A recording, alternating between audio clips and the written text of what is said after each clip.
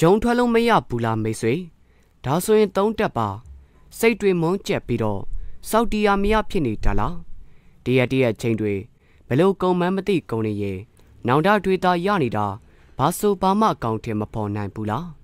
ဒါဆိုရင်တင်ကရုံထွက်ရခက်တဲ့ကွန်ဖော့ဆုံးတဲ့ကိုမတိမတာကြားရောက်နေတာဖြစ်ပါတယ်ကွန်ဖော့ဆုံးဆိုတာကတရင်ဘွားကိုပျက်စီးစေမဲ့အကျင့်တစ်ခုအချိန်တစ်ခုပဲဖြစ်ပါတယ်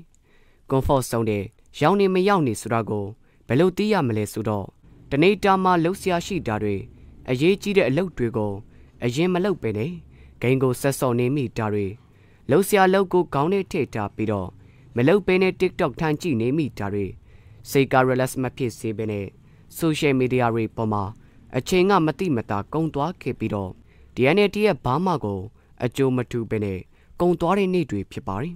ဒီလိုချိန်ကုံသွားတာတွေကိုဒီစိတ်ကမလိုလားပေမဲ့လေမတိစိတ်ကတော့စင်ကြေးပေးတာတွေအချိန်ဆွဲတာတွေပြင်းတာတွေကိုဆက်လုံနေမှာပါဒါကတော့ comfort zone တွေကိုကြာရောက်နေတဲ့အခါမှာဒီရမယ့်ချက်လက်တွေပဲဖြစ်ပါတယ် comfort zone တွေရောက်နေတာကိုသိပြီးအဲ့ထဲကနေယုံထွက်ခြင်းနဲ့ဒါဆိုဘာတွေလှုပ်ဆောင်ရမလဲဒီလိုဆို comfort zone တွေကယုံထွက်ဖို့ဆိုတာကခက်ခဲလာပါတယ်ဒါပေမဲ့ပြန်လေသုံးတက်ပြီးတော့စဉ်းစားမယ်ဆိုရင်မေးဆွေယုံထွက်နိုင်ပါလိမ့်မယ်အရင်ဆုံးစိတ်ကိုခဏတာပျော်ရွှင်ရမှမနေဘူးလို့ဆုံးဖြတ်ထားပါပြီးသွားရင်တော့အချိန်ကိုစီမံခန့်ခွဲလိုက်ပါ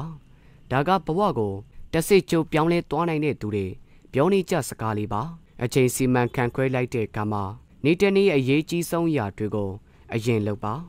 ပြီးသွားရင်တော့တရက်ကိုတနိုင်လောက်ကိုလေ့ကျင့်ကန်လုပ်ပေးပါတနိုင်တလောက်ဖုံသုံးမပြုတ်မိပါစေနဲ့တငယ်ချင်းတွေနဲ့ activity တွေပွဲတွေစိုင်းထိုင်တာတွေလမ်းလျှောက်သွားတာတွေလုပ်ပေးကြည့်ပါဒါကလည်းစိတ်ကိုပေါ်ပါလန်းဆန်းစေပါရီအိမ်နောက်စင်မပြေသေးရင်တော့ဖုန်းလန်းခဏပေးတာမျိုးလုပ်ကြည့်ပေးပါတနိုင်တခါအလန်းပေးတာကစိတ်ကိုတတိပေးတယ်လို့အချိန်တွေတပြေးပြေးကုန်သွားစေတာကိုမမေ့ပြောက်စေဖို့အတွက်လည်းအထောက်အကူပြုပါရီအရေးကြီးဆုံးချက်ကတော့ဘန်တိုင်းတက်မှတ်တာပဲဖြစ်ပါရီဒီလောက်ကုန်ရင်ဘာဖြစ်ရမယ်ဒီလောက်ကုန်ရင်ဘာဝင်နိုင်ရမယ်စသဖြင့်ပေါ့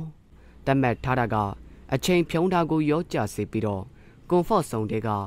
မိတ်ဆွေယုံထွက်လို့ရနိုင်ပါရီကောက်ရုံးမိလို့ခဏပဲတောက်လောင်တာမျိုးတော့အစင်မပြေပါဘူးအဲကျင့်လေးတွေကိုတဖြည်းဖြည်းလေးကျင့်ယူသွားရင်ကွန်ဖော့ဆုံးတွေကနေယုံထွက်နိုင်မဲ့အပြင်လက်တွေဘဝမှာလေအထာကြကြမျောလင့်ချက်ရှိအသက်ရှင်တန်နေနိုင်မှာပါခဏတာပျော်ရွှင်မှုစိတ်ခံစားချက်ကိုယူမလားခဏတာကြိုးစားပြီးတော့တဘာဝစားအေးဆေးဆေးနေမလားဆိုတာကတော့လက်ရှိဖြတ်တန်းနေတဲ့ချိန်တွေကိုအတုံးချတဲ့ပုံစံပေါ်မှာမူတည်နေတာလေဖြစ်ပါတယ်အချိန်ဆိုတဲ့အရာကချိန်သိဖြစ်တာကြောင့်မလို့ပြောင်းလဲလို့မရနိုင်ပါဘူးဒါကြောင့်မလို့အချိန်ကိုမကြည့်စိတ်ခံစားချက်ကိုမကြည့်ပဲနဲ့စီကံရှိနဲ့ထိမ့်သိမ်းစွာဘဝကိုနေတက်သွားခဲ့မယ်ဆိုရင်နေရာတစ်ခု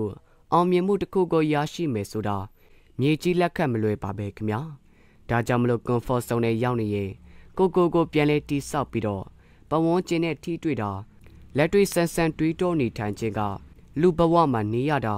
လူဖြစ်ရကြုံတဲ့လူဖြစ်စေမှာပါအားလုံးပဲစန္ဒနဲ့ဘဝတစ်ထက်တည်းကြပါစေခင်ဗျာ